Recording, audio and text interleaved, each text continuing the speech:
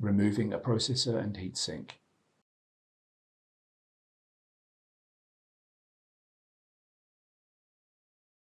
Before replacing a PHM on the upper processor board, remove the following components. Refer to the following videos for the procedures.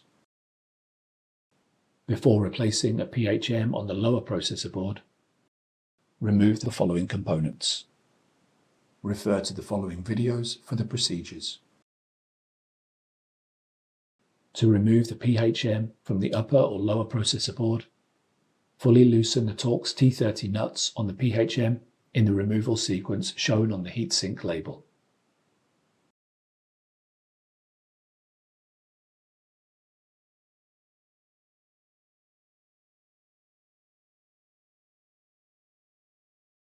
Rotate the anti-tilt wire bales inward.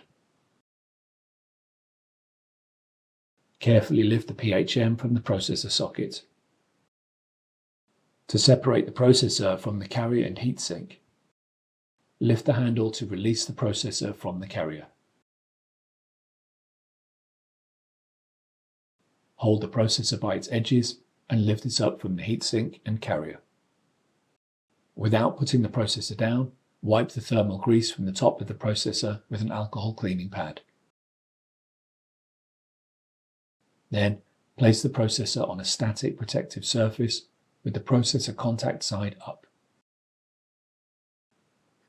To separate the processor carrier from the heatsink, release the retaining clips from the heatsink. Lift the carrier from the heatsink. Wipe all the thermal grease from the carrier and the bottom of the heatsink with an alcohol cleaning pad.